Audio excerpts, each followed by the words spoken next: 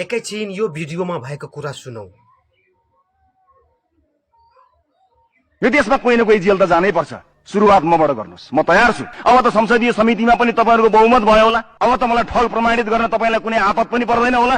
गर्नुस् ठग प्रमाणित। यो देशको बच्चा बच्चालाई थाहा छ सरकार किन ढल्यो। यो देशको बच्चा बच्चालाई थाहा छ कसका कारणले सरकार ढल्यो। फाइल खोल्छु, खोइ खोल्नु भएको भन्नुभएको थियो। फाइल खुलेको 24 घण्टामा सरकार ढाल्नु भयो। कसरी खोल्ने फाइल?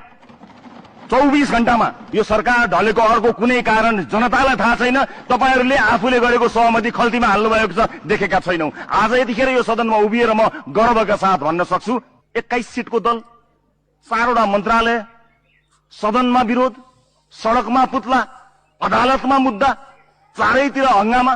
यस बीचमा 4 महिनाका बीचमा यति धेरै मानिसहरु, हाई प्रोफाइल मानिसहरुको पक्राउ, केहीको त नाम मैले लिनै हुँदैन। लोकतन्त्र खतरामा पर्छ, प्रेस स्वतन्त्र खतरामा पर्छ। आधार, प्रमाण, मुद्दा, उजुरी केही पनि नभएको केसमा म सदन र सडकमा सहकारी ठग भनेर चिनिए। तर प्रमाणै प्रमाण बजारभरि छताछुल्ल भएको केसमा थाहा छैन। माननीय रमेश लेखक सम्भवतः सम्भावित गृहमन्त्री हुनुहुन्छ रे।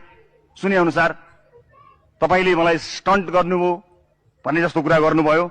बाँसबारीको जग्गा फिर्ता ल्याउने कुरा स्टन्ट भएछ भने यस्तै स्टन्ट म तपाईबाट अपेक्षा गर्छु।